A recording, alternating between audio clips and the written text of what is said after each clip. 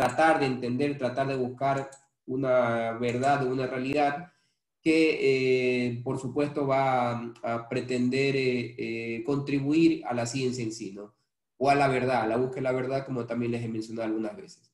Bien, entonces vimos también, asimismo, el asunto del microscopio y sus partes, o recordando, porque seguramente ustedes lo vieron en el colegio, lo vieron también en la materia de biología, y inclusive en algunas medidas, ¿no? Medidas básicas como la generación, para yo entender y saber, ¿verdad? De que cuánto estoy amplificando, hasta cuánto yo puedo observar con mí o resolver, porque la palabra clave, les decía yo, ¿verdad? Les repito, es resolver.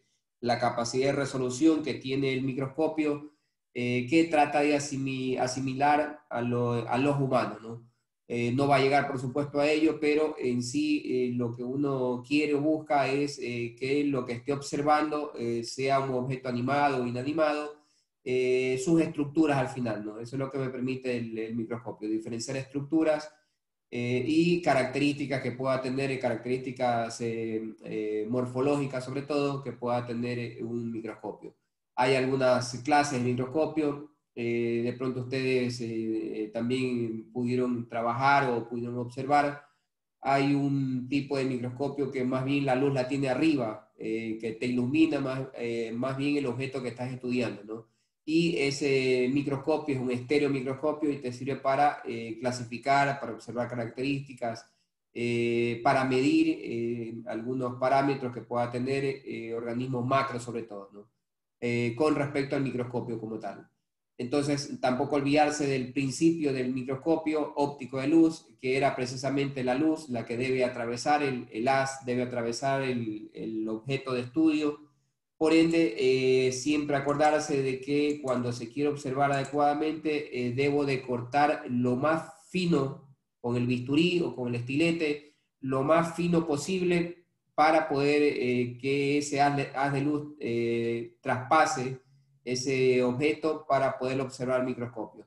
Si no, pues solamente observarán es una sombra de lo que está, de la luz nada más, pues, ¿no? A contraluz que lo van a tener.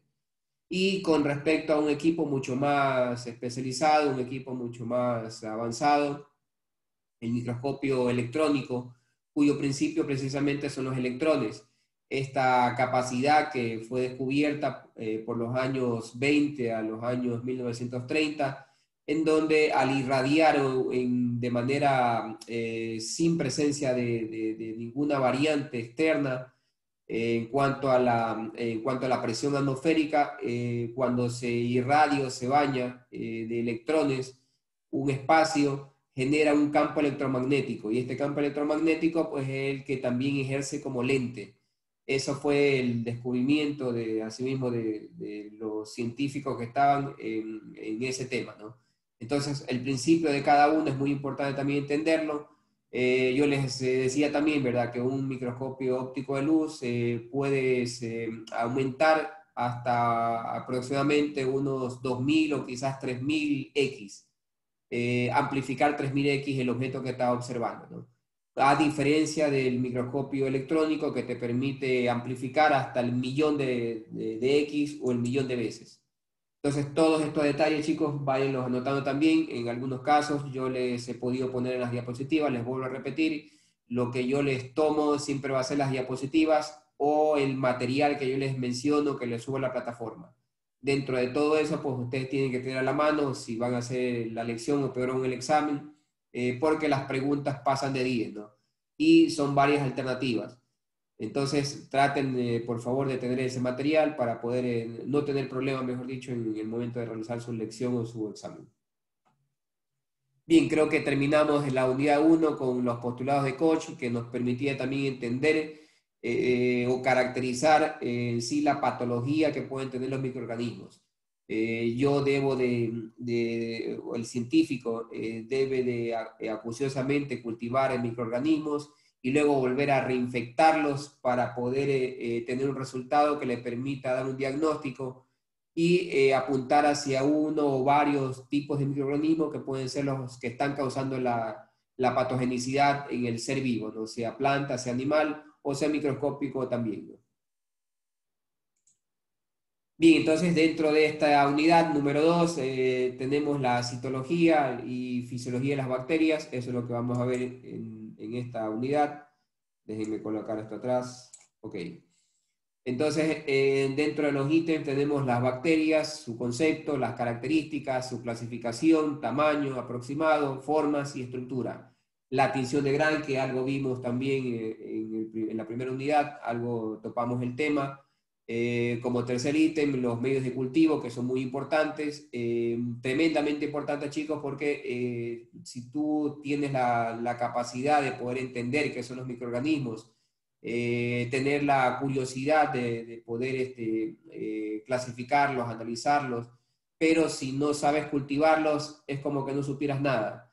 Eso es lo que les quiero decir, chicos, ¿no? Es muy importante el entender sobre los medios de cultivo porque nos van a permitir no solamente cultivar microorganismos, sino también cultivar tejidos tanto animales como vegetales. Entonces, no se pierdan, por favor, esta parte que es muy importante dentro de la microbiología y de la biotecnología como tal, que es la que al final también se beneficia de las actividades, de los análisis, de las investigaciones que hace la microbiología, ¿no?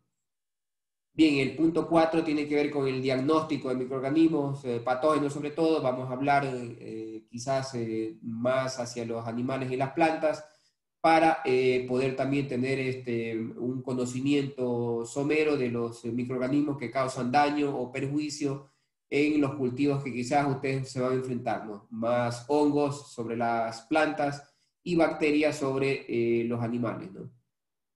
Bien, también vamos a hablar de un tema muy específico, muy especial, que tiene que ver con las bacterias promotoras del crecimiento vegetal. Son un grupo de bacterias que son consideradas benéficas y que cultivarlas y aislarlas, así como caracterizarlas, nos permite formular productos con carácter biofabricados, ¿verdad? Bioproductos que nos pueden ayudar en cuanto al crecimiento de la planta, en cuanto a la protección contra otros patógenos y en cuanto a que estos microorganismos tienen esa habilidad para poder tomar elementos del suelo y trasladarlo a la planta, lo que por supuesto va a causar un beneficio tremendo para el cultivo. Y por último, un estudio de caso que tiene que ver con precisamente un tipo de bacteria promotora del crecimiento como es Rhizobium, ¿no? Específicamente en simbiosis con las leguminosas, que es un grupo de plantas también muy importantes, tanto para la alimentación humana como alimentación animal. Y desde el punto de vista ecológico también, ¿no?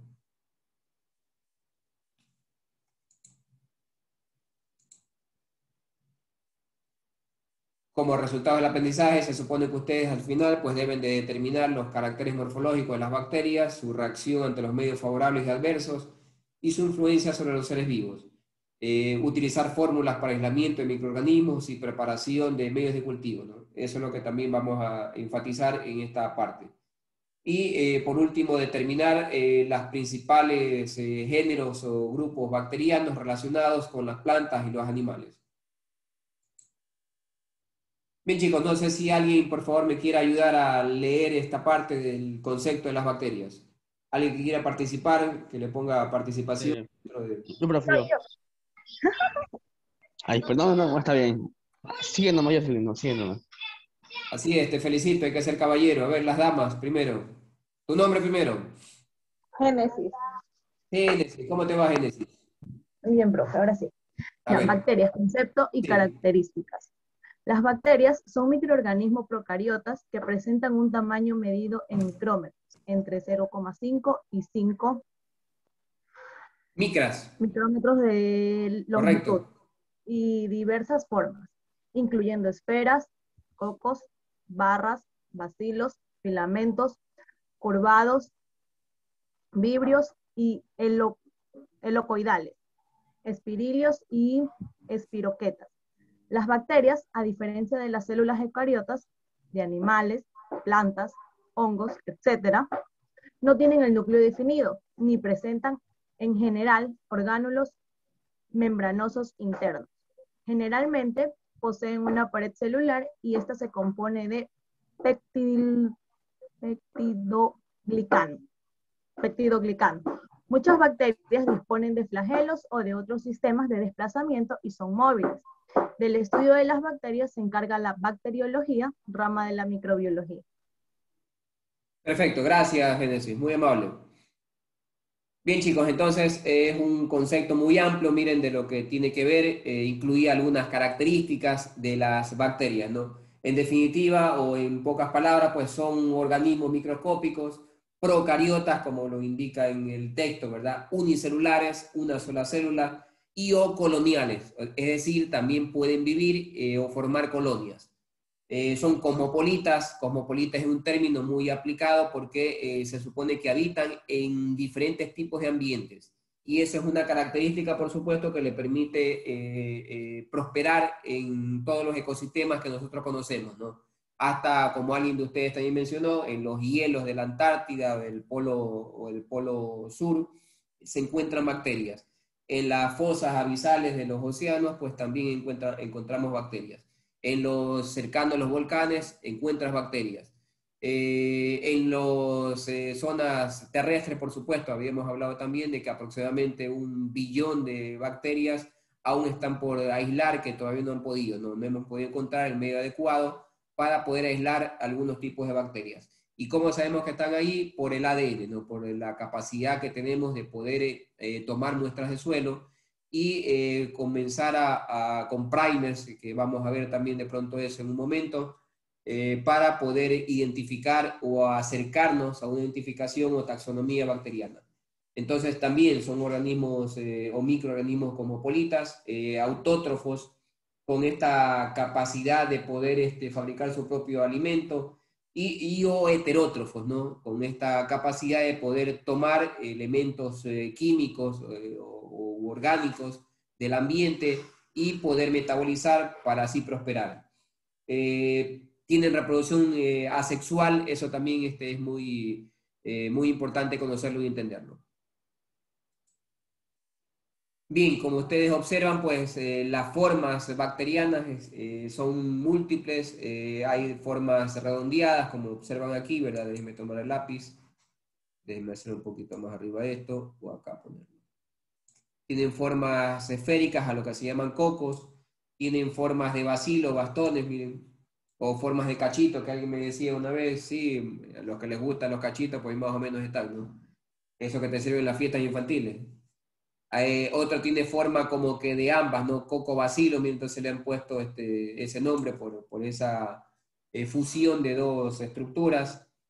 Bacilo fusiforme, forma de coma, miren a los vibrios. Espirilos, pues ya tienen una forma como de espirales, ¿verdad? Y espiroqueta, pues mucho más pequeño y con esa denominación. Entonces aquí también tienen, ¿verdad? Cuando se forman dos cocos unidos, se les llama diplococos. Cuando tenemos más bien, ¿verdad? Una cadena como rosario, miren, se les llama streptococos. Estafilococo, que es muy común, todos estos nombres son muy comunes, de pronto si alguien se ha hecho un cultivo, ha ido al doctor y se ha hecho un cultivo, o ha leído o ha escuchado sobre esta terminología, ¿no? Entonces también tenemos el término estafilococos, que son como racimos, miren.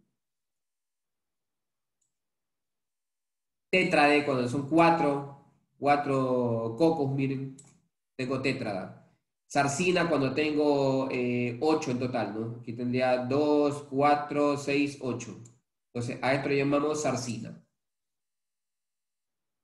Streptobacillus también tenemos esa forma unida como una especie de salchicha, ¿se dan cuenta, no? Como esos, cuando vas a la carnicería ves que más o menos así están los embutidos. Y por supuesto los vibrios, miren, con sus flagelos, por supuesto, ¿no? El flagelo, por lo general, le sirve para poder movilizarse. Tenemos forma de espirilos también, miren, y espiroquetas. Bien, dentro de la estructura bacteriana se puede observar que específicamente, ¿verdad?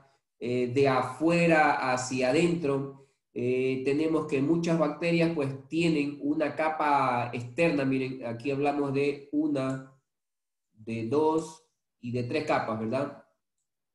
Sí, aquí más específicamente.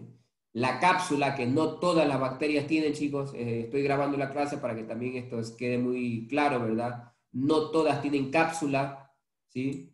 O capa mucilaginosa, también llamada, miren cómo está acá. La pared celular, formada por péptidoglicanos, que lo vamos a ver, y la membrana plasmática, ¿sí? Entonces comprenderán, ¿verdad?, que dependiendo del ambiente en donde la bacteria viva, dependiendo de qué tan cosmopolita sea, entonces tendrá de pronto las tres estructuras. Si una bacteria vive muy cerca de los polos norte o sur, si vive muy cerca de los volcanes o de estas fosas abisales que estamos hablando, de pronto tienen esta estructura adicional que les permite con respecto a sus otras primas o parientes, ¿verdad?, que viven en ambientes no tan inhóspitos. Entonces, hablamos también del término estermófilo, ¿no? Estermófilo o bacteria estermófila lo van a encontrar con respecto a estos suelos o a estas zonas ecológicas de extremo, de frío extremo, de presión extrema o de calor extremo, ¿no? A ese tipo de bacterias se le llama estermófila. Bien, entonces eso es lo que recubre, miren, el citoplasma como en la célula eucariótica también, ¿verdad? Tiene un aspecto como de gelatina, gelatinoso, acuoso, ¿verdad? Y resguarda el nucleoide que se llama. En muchos casos pues se le llama nucleoide o simplemente pues citoplasma, ¿no? Citoplasma bacteriano. Entonces, el material genético, el ADN, está prácticamente nadando, como se dan cuenta, ¿verdad?, en esa piscina de citoplasma, como le podríamos decir. Otra estructura muy importante es el plásmido, o también llamado plasmid. Es muy importante entonces, cuando la pregunta en la lección o el examen, ¿verdad?, ¿cuántos tipos de material genético tiene una bacteria? ¿Cuál sería la respuesta? ¿Cuál será la respuesta ante la pregunta? Les repito, ¿cuántos tipos de material genético tiene una bacteria? ¿Quién me ayuda? El ADN, ¿no? Sería. Ya, pero ¿ese qué tipo es? Ese es el nucleoide. Ya, correcto. Solamente el ADN. ¿Y qué otro tipo? Ahí está la célula procariota y eucariota. No, solamente estamos hablando de procariota ahorita, estamos hablando de bacteria. Ah, Ajá. A ver, ¿quién me dice? El ARN también. ¿Perdón? A ver, de lo que escucharon, A ver, el ADN y el ¿qué tiene la plásmido. bacteria? Acuérdate de esa parte porque es muy importante, no confundirse. Ahorita voy déjenme irme a la pizarra un ratito. Ok. A ver, déjenme hacer esto más arriba. No confundirse. Vamos con el texto. Una cosa es nucleoide, ¿sí? Y otra cosa son nucleótidos, que alguien fue que dijo, ¿no?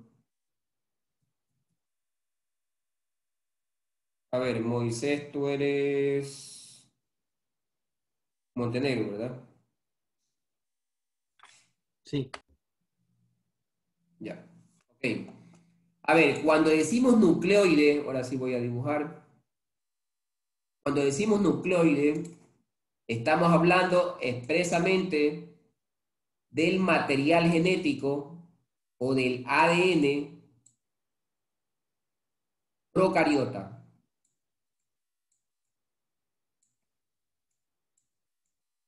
ADN procariota.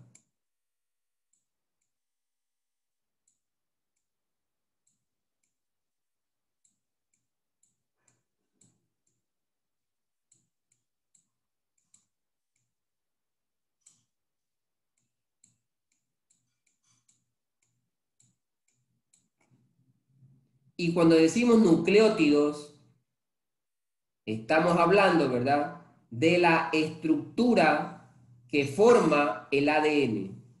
Déjenme utilizar aquí el estructura del ADN.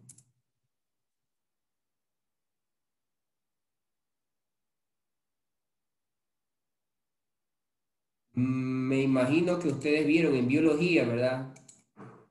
Que estos nucleótidos están formados por la base nitrogenada,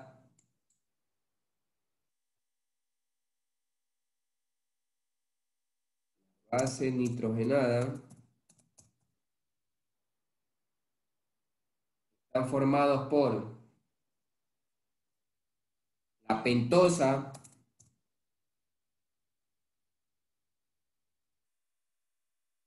están formados por el grupo fosfato.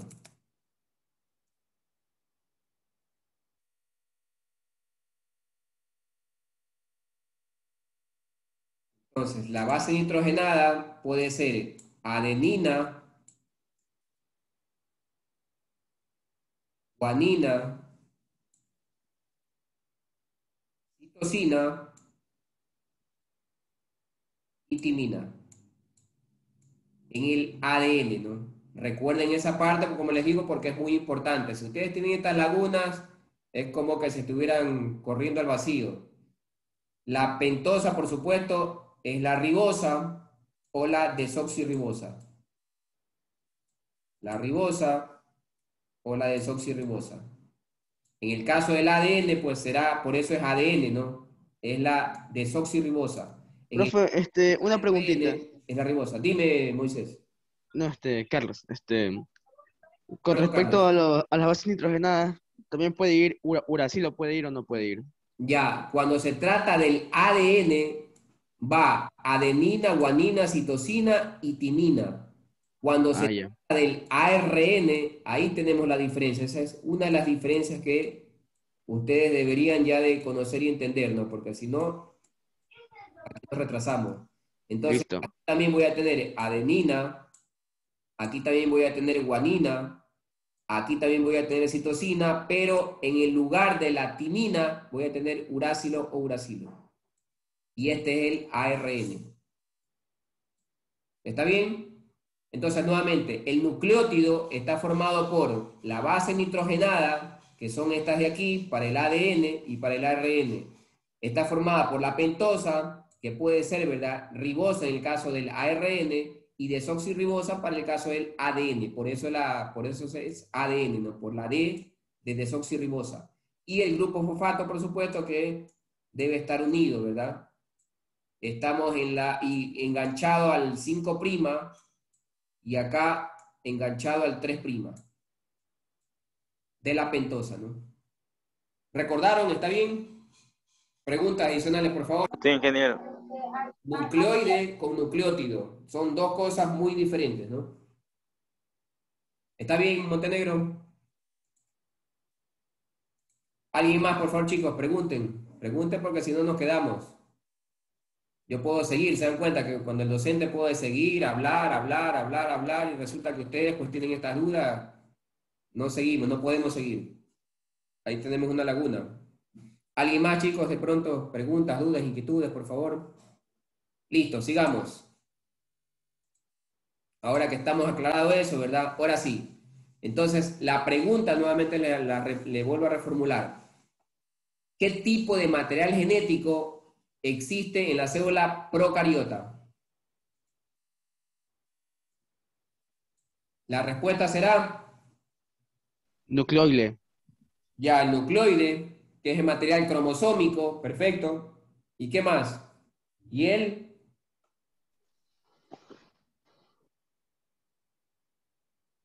nucleoide y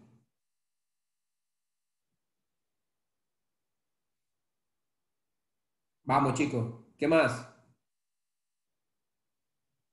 Nucleoide y plásmido, que es el material extracromosómico. ¿Sí? Estos dos son los materiales genéticos con los que trabajamos en biotecnología o en ingeniería genética. Con esto trabajamos. A ver, otra vez, chicos. Dejen mirar el pizarrón nuevamente. Entonces, una vez entendido esto, déjenme borrarles aquí. Aquí.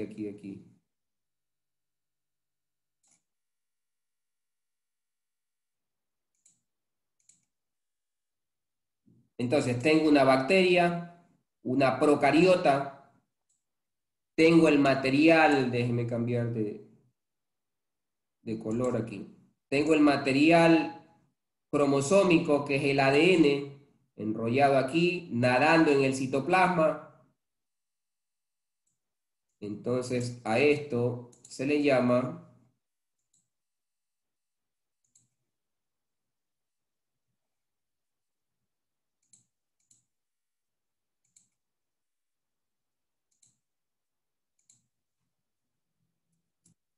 material genético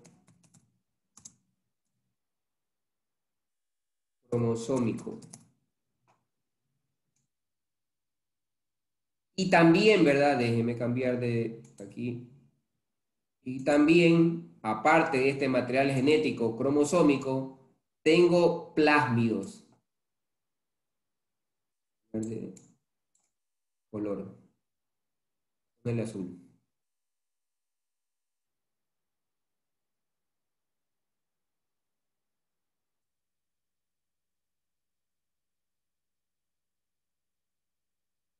En algunos casos puede haber un solo plásmido, o en otros casos pueden haber otros plásmidos adicionales. Siempre circulares. Entonces, a estos plásmidos o plasmid, también lo encuentran así.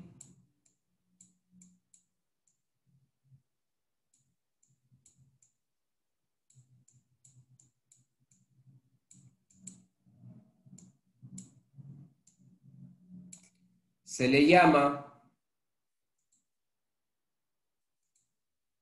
material genético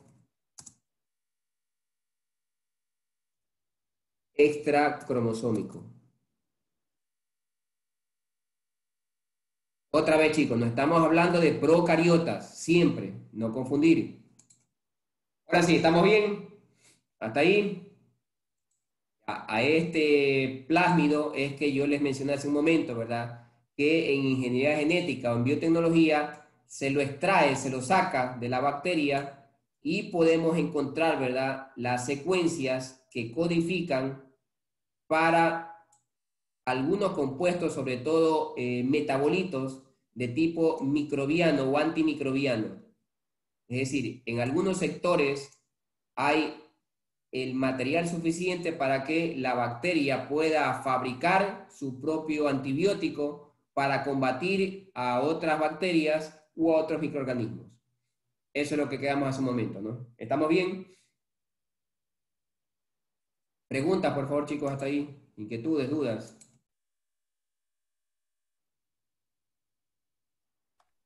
Preguntas. Como que contiene el material extra plásmido, me dijo, ¿no? El plasmid, ¿qué contiene? Todas contienen información, Moisés. Recuerden esa parte, ¿verdad? Que no se olviden de que el ADN, ¿verdad? Va a replicarse. Sí se recuerdan eso, ¿verdad? En biología tienen que haberlo visto. El material genético se replica, el ADN se replica, ¿sí? Es decir, otra vez al pizarrón, el material genético tiene 3 fases en realidad. Déjenme borrar acá.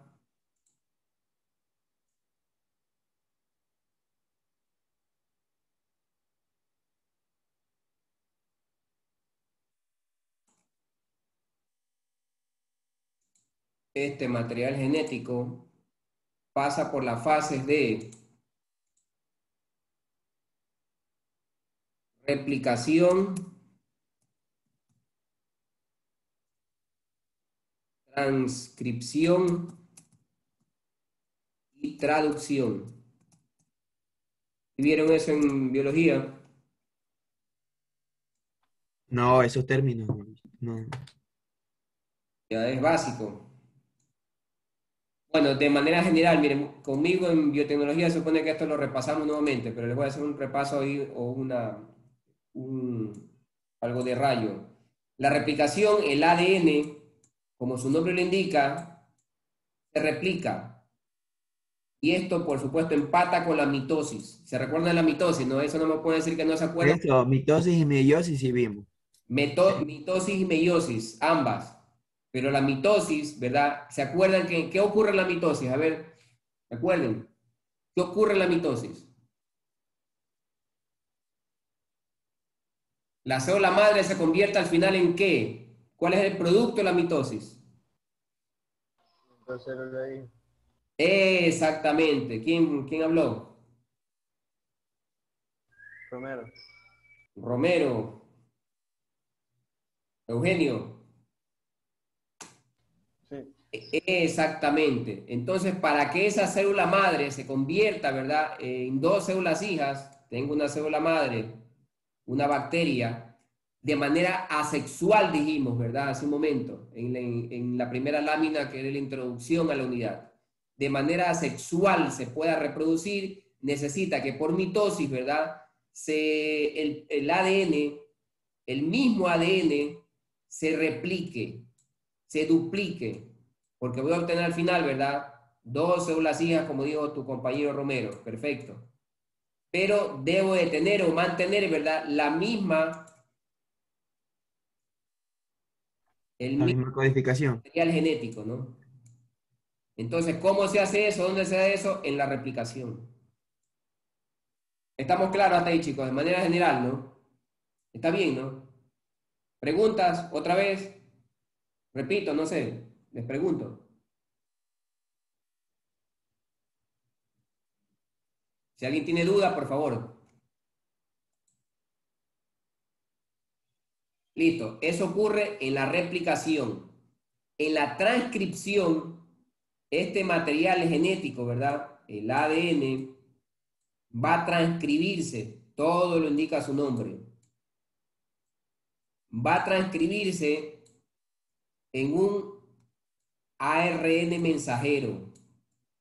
Ya, no se olviden también, ¿verdad? Aquí tienen que empatar algunas cosas. No se olviden que la diferencia, otra de las diferencias, así como el adenina está formado por adenina, guanina, citosina y timina, primera diferencia que la vimos hace un momento, en el ARN está formado por adenina, citosina, guanina y uracilo. Primera diferencia. Segunda diferencia, el ADN es de doble cadena. El ARN es de simple cadena, una sola cadena. Entonces, en la transcripción se va a transcribir el complemento de una de estas cadenas para formar un solo ARN mensajero. Con la información genética, por supuesto, importante, que va a permitir en la traducción codificar para las proteínas que se supone, ¿verdad?, nosotros tenemos, ¿sí? No se olviden que nosotros necesitamos comer precisamente porque las proteínas que no podemos formar son las que encontramos en la comida. Eso lo vieron en el colegio, si es que prestaron atención, si es que estuvieron pajareando, pues ahí sí tienen que volver a leer en los libros de biología, ¿no? De manera somera, pues esa es la replicación, la transcripción y la traducción. Entonces, de igual manera, ¿no?, lo que tenemos en común todos los seres vivos es este ADN. Este ADN que se va a replicar, se va a transcribir y se va a traducir. La traducción, nuevamente, ¿verdad?, es siempre en los diferentes aminoácidos. Valina, arginina, les recuerdo porque yo estoy seguro que lo vieron en el colegio porque eso es básico, eso está en todos los programas. Valina, arginina y todas las que terminan en ina, porque son proteínas, ¿sí? Y eso, ¿verdad?, si tú comienzas a unir esos aminoácidos, te van a conformar productos metabólicos como los antibióticos. Y eso es lo que nosotros también vemos aquí en las bacterias, ¿no? Y eso es esa es la explicación para poder tener, ¿verdad?, los medicamentos que nosotros utilizamos para las enfermedades, tanto humanas como de los cultivos. Preguntas, ¿está bien, chicos? Inquietudes, por favor, dudas.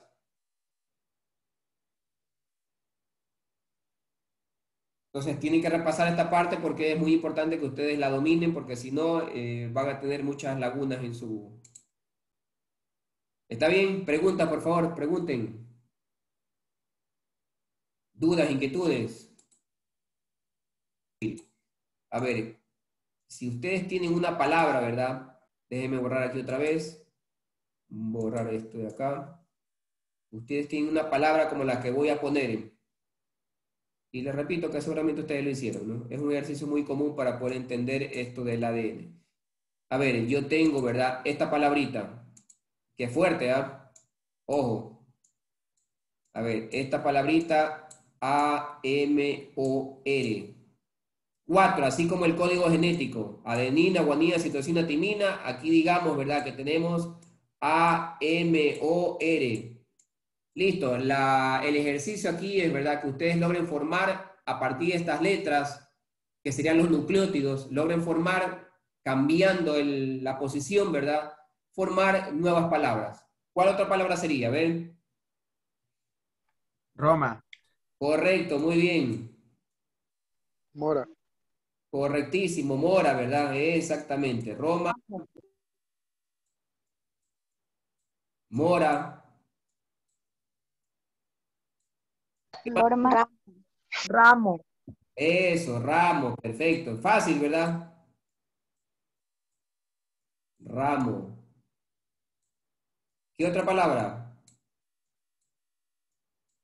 Un nombre. Omar. Eso. ¿Te acordaste de tu enamorado? No.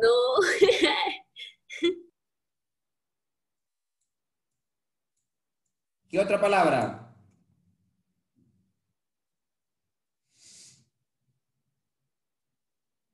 ¿Cuántas llevamos? 1, 2, 3, 4, 5 en el idioma español. De pronto en otro idioma, pues tendrá, de pronto le cambiamos o se le cambia la posición de las letras y de pronto tendrá un sentido. Pero se dan cuenta, ¿verdad? Que en el ADN pasa lo mismo. Si tú le cambias el sentido a uno de adenina, guanina, citosina, timina, obviamente pues que la señal y el sentido que hablamos, ¿verdad? Va a cambiar. Si esto significa amor, aquí tendrá para el interior de la célula, ¿verdad? Para el mecanismo de replicación, de transcripción y de traducción, tendrá un sentido. Si a este Roma igual le cambian, tendrá otro sentido. Amora, otro sentido. Amor es una palabra que implica una relación, ¿verdad? Roma es una ciudad, mora es una fruta, ramo es un compendio de flores, Omar es un nombre. Cada cosa tiene un sentido diferente, ¿no es así? Igual, si yo comienzo a combinar, como lo hace el ADN, ¿sí? Como lo hace los eventos, los 3 eventos que ustedes ven aquí, entonces el sentido o las señales van a cambiar. Y obviamente, ¿no? El sentido y las señales pues van a tener su efecto en el asunto de los genes. No se olviden que toda esta información, ¿verdad? Agrupada dentro de una especie de paquete, va a formar un gen, una característica que nos va a permitir, ¿verdad? Tener o nos permite tener el color de ojos, el color del cabello, la estatura, la forma de la nariz, etcétera, etcétera, etcétera. ¿Está bien? Pregunta, por favor.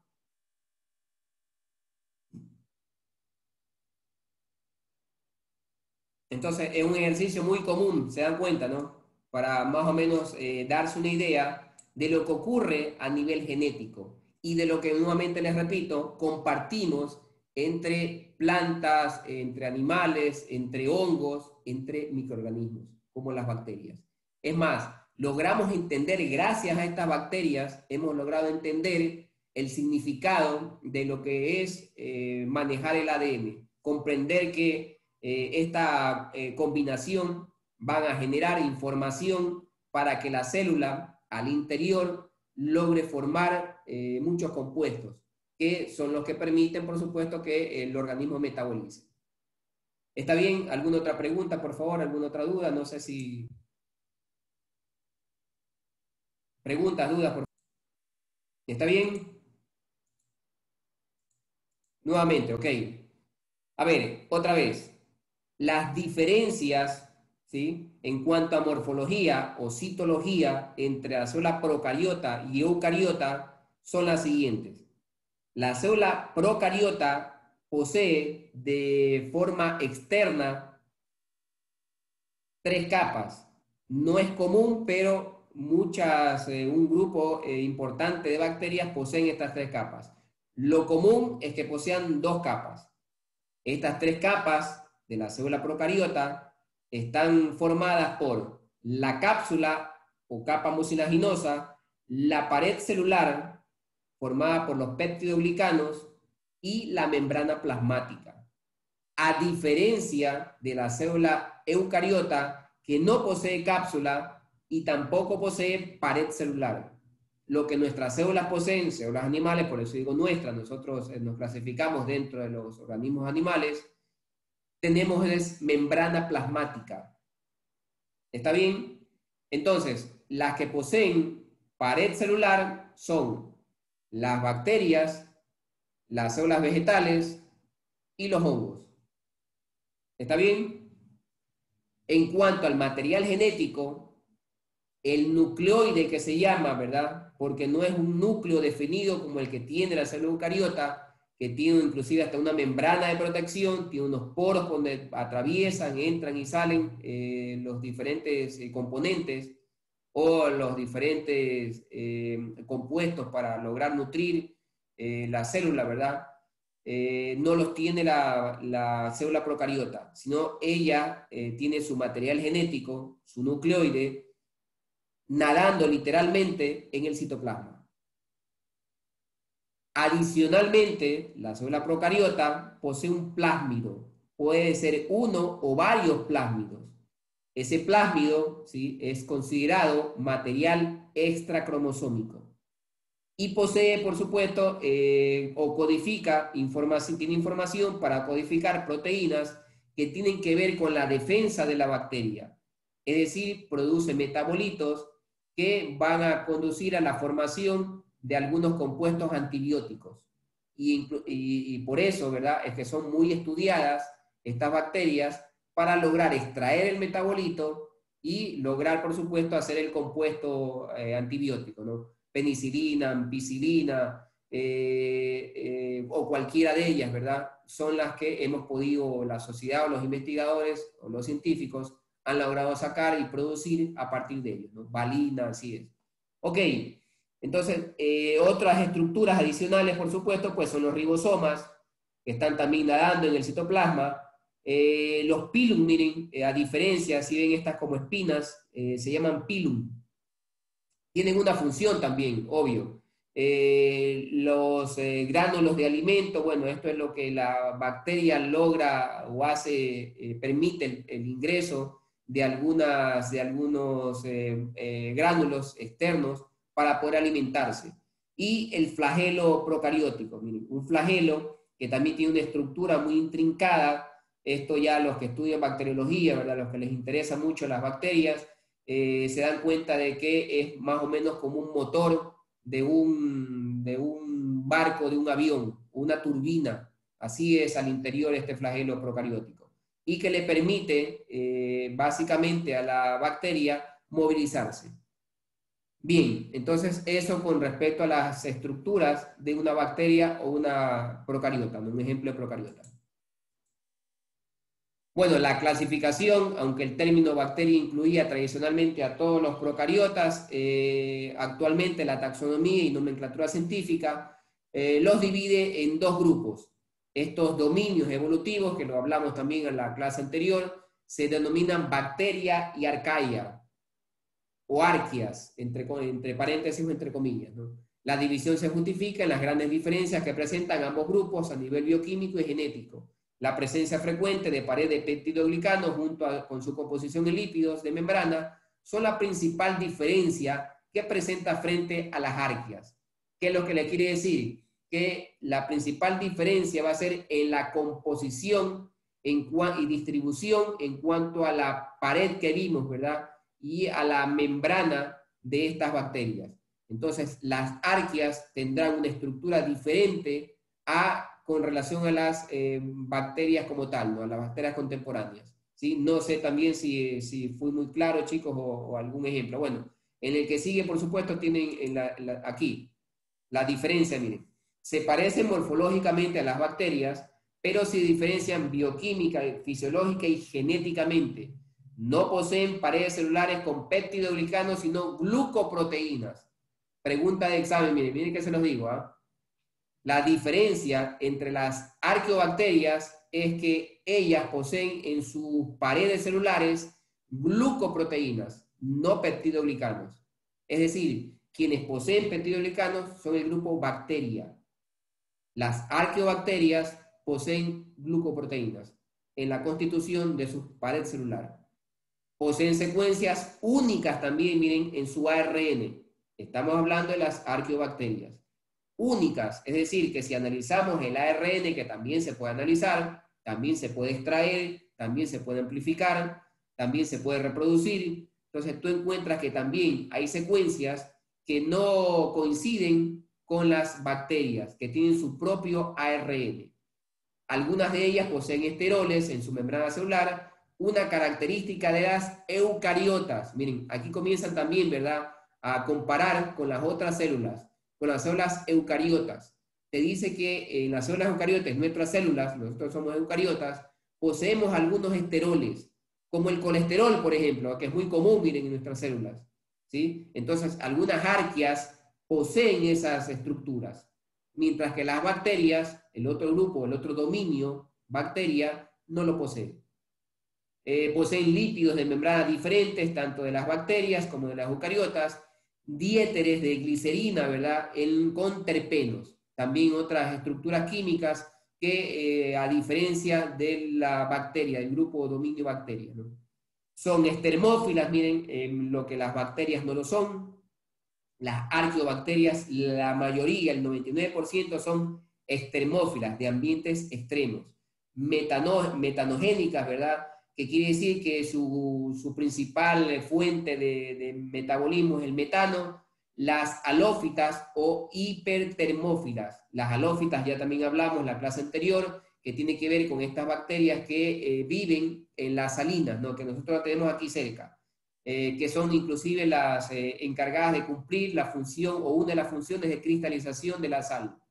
Y las hipertermófilas también hablamos al principio de esta unidad, que tiene mucho que ver con las bacterias que viven en los ambientes extremos, ¿no?, en los géiseres de los volcanes, las profundidades abisales también, en esos ambientes calientes, donde la temperatura pues sobrepasa los 100 grados centígrados inclusive, y también por supuesto en los polos, ¿no?, en la Antártida, donde existe pues temperaturas que más bien bajan hasta menos 60 inclusive grados centígrados, ¿no? Bien, no sé si tengan o generen alguna pregunta, alguna inquietud, por favor. ¿Está bien? ¿Preguntas, dudas? ¿Hasta aquí?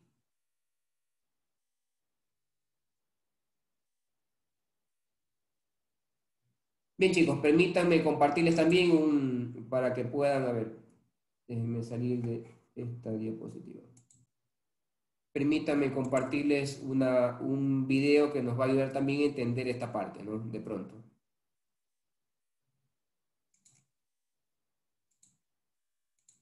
A ver, déjenme buscarles el video. Un segundo, por favor, chicos. Déjenme sacar esto de aquí.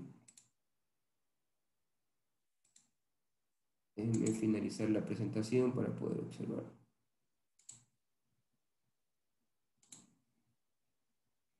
Agrandarla. Y compartirles otra vez. Un segundo, chicos, por favor. Compartirles otra vez. Ya, me avisan si pueden ver la pantalla, mi pantalla, por favor.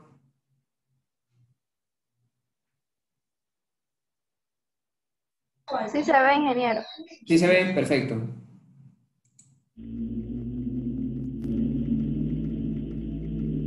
¿Se escucha? Sí. Ok.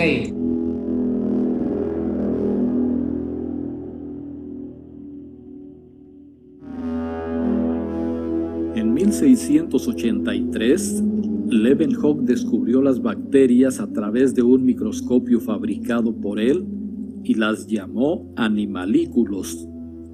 El término bacteria proviene del griego bacterion, que significa bastoncito, y fue introducido en 1828 por Ehrenberg. Las bacterias constituyen el dominio bacteria. Cada una de ellas está formada por una célula procariótica y son posiblemente los seres vivos más antiguos de la Tierra. Hay fósiles de estas con una antigüedad de 3.500 millones de años. En el transcurso del tiempo geológico, las bacterias se han propagado y adaptado a las muy diversas condiciones ambientales del planeta. Crecen en el suelo, el subsuelo, el agua, el fondo del océano, en desechos radiactivos e incluso han sobrevivido en el vacío del espacio exterior. El propio cuerpo de una persona tiene más bacterias que células humanas.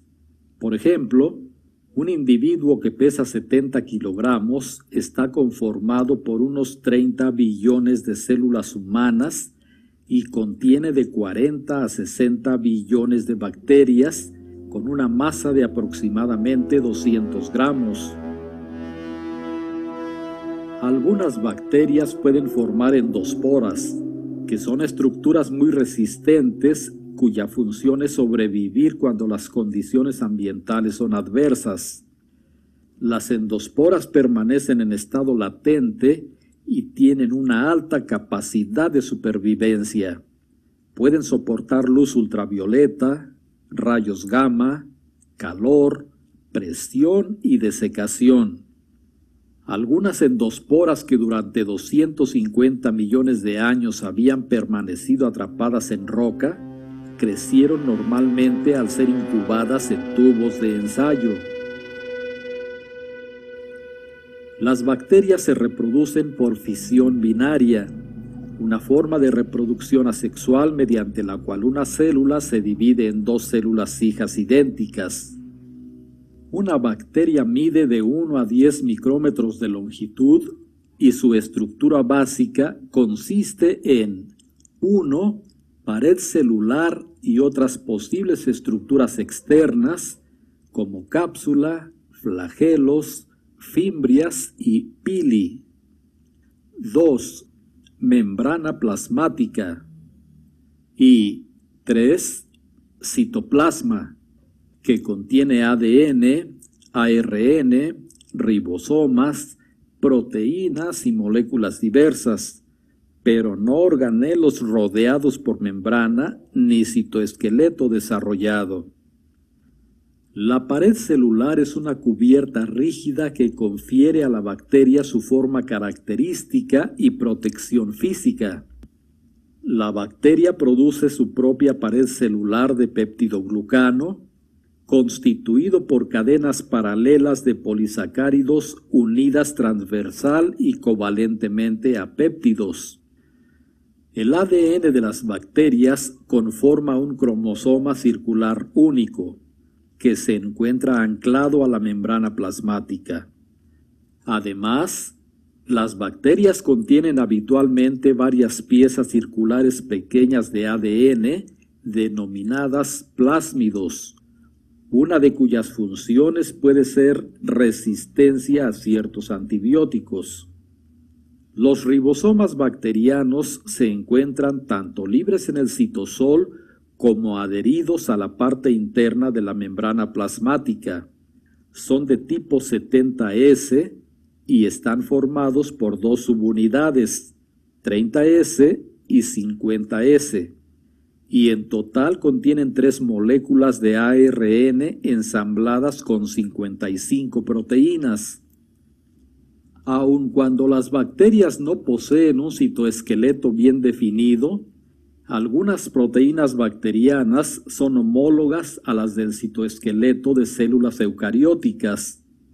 Por ejemplo, la proteína bacteriana FTSZ forma un anillo medial contráctil durante la división celular y es semejante en estructura a la tubulina de las células eucariotas, mientras que la proteína bacteriana MREB se extiende a lo largo de la célula y es semejante en estructura a la actina eucariótica.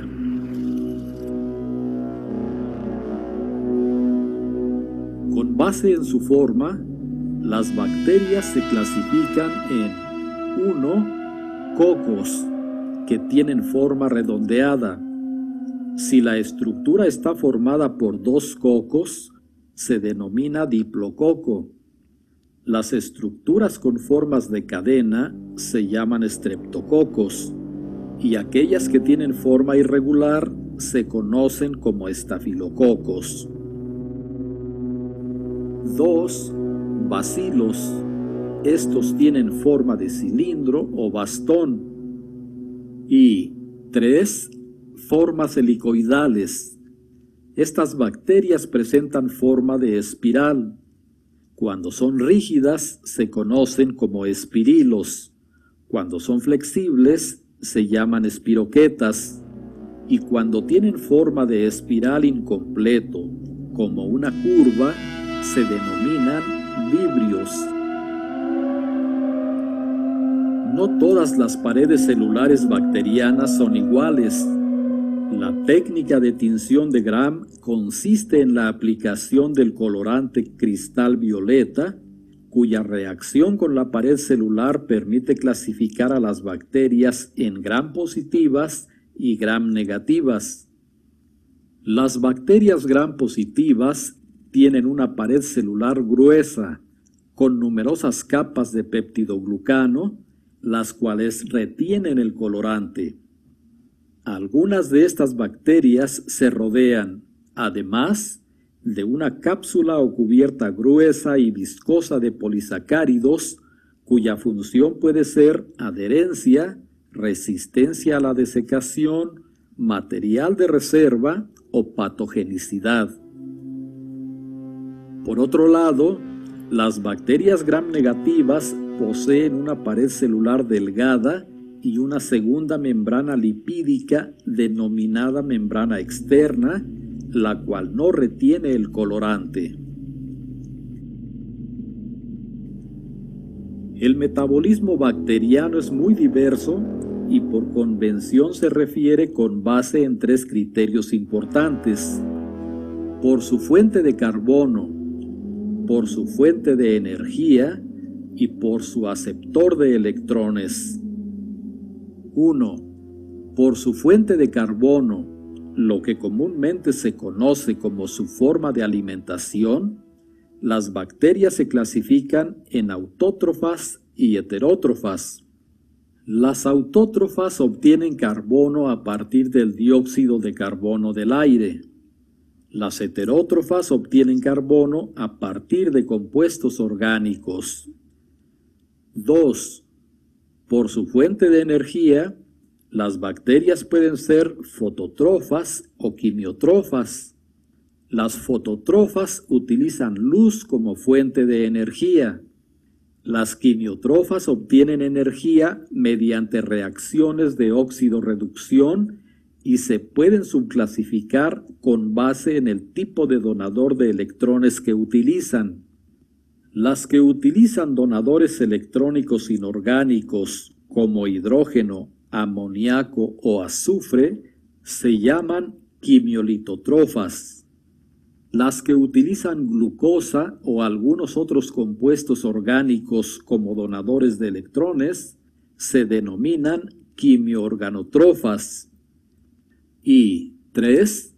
Por su aceptor de electrones, lo que comúnmente se conoce como su forma de respiración, las bacterias heterótrofas se pueden dividir en 2 clases, aerobias y anaerobias.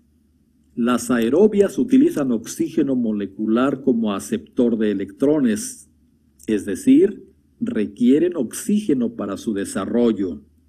Por su parte, las anaerobias no utilizan oxígeno, sino alguna otra molécula como aceptor de electrones, es decir, no necesitan oxígeno para subsistir.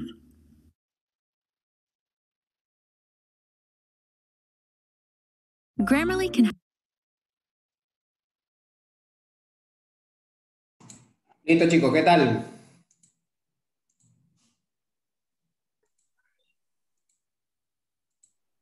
Bien, entonces otra forma de poder entender que existen diferentes tipos de procariotas, diferentes tipos de bacterias, es esta famosa clasificación que Christian Gram en 1889, a través de diferentes tintes como el cristal violeta y la safranina al final, nos brindó una respuesta en cuanto a la clasificación o discriminación, como se llamó, ¿verdad? En cuanto a las bacterias sobre todo.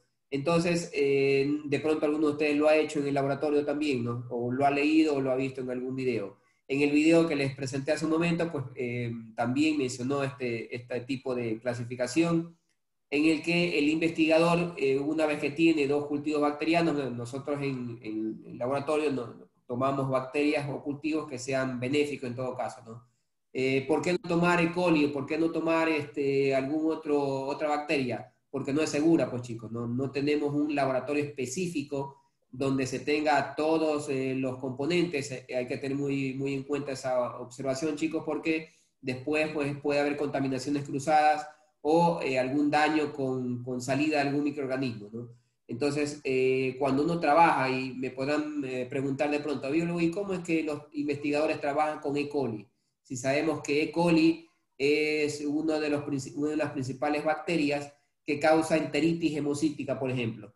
Ya, ellos trabajan con E. coli cuando le quitan en el plasmid, ¿verdad? Le quitan, como ustedes ya saben, ya podemos hablar de ese tema, le quitan precisamente la información que tiene que ver con la infección de parte de la bacteria, ¿no? Con la capacidad de poder infectar la bacteria.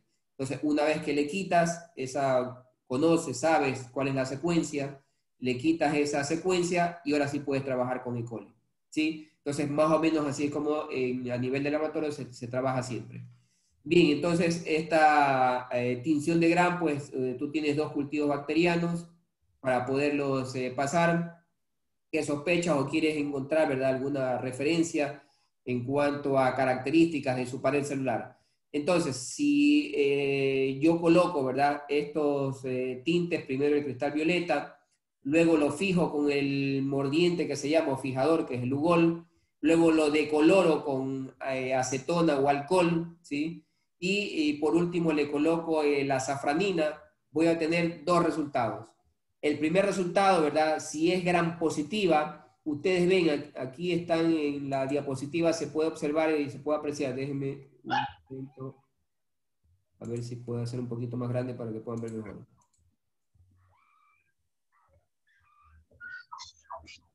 Ahí está mejor, chicos, ¿verdad?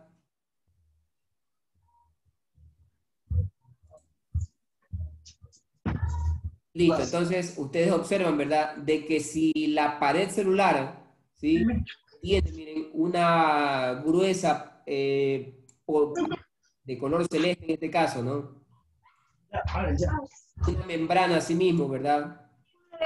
Entonces los líquidos que van, estos 2 o 3 líquidos que van a pasar, 2 o 3 tintes que van a pasar, va a encontrarse, ¿verdad?, con que van a teñir toda esta pared, mientras que si al lograr colorar o bañarlo, ¿verdad?, o limpiarlo, y el último colorante y la pared es fina, entonces voy a retener el último color. Y al microscopio, pues voy a observar con objetivo sin X, con inmersión en aceite, voy a observar colonias de color azul o violeta y colonias de color rojo. Y entonces digo que esto es Gram positivo y estas son Gram negativas.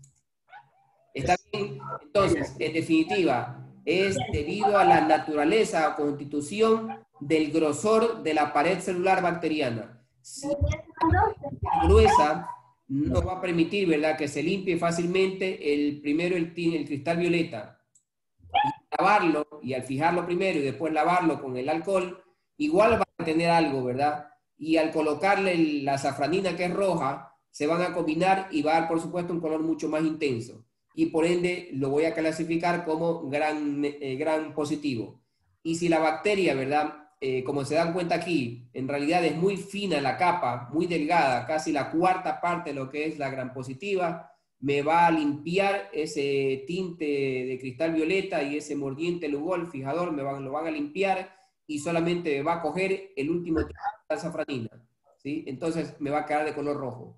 No sé, chicos, si tienen alguna pregunta, si fue muy rápido, pero es el principio para la tinción de grano. ¿Alguien tiene el micrófono prendido, creo, chicos? No sé si quiere hablar o se le prendió el micrófono.